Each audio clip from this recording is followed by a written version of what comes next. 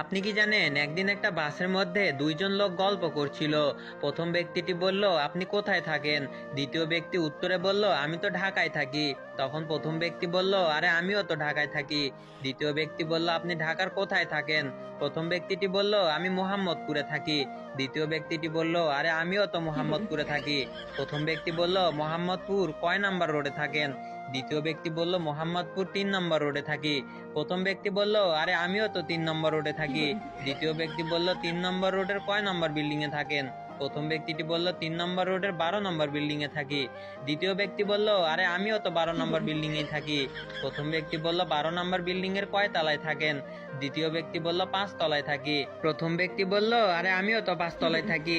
পাশে থাকা এক লোক বলে উঠলো, আরে ভাই, আপনারা তো একই বিল্ডিং এর একই ফ্লোরে থাকেন, অথচ একজন আরেকজনকে চিনেন না।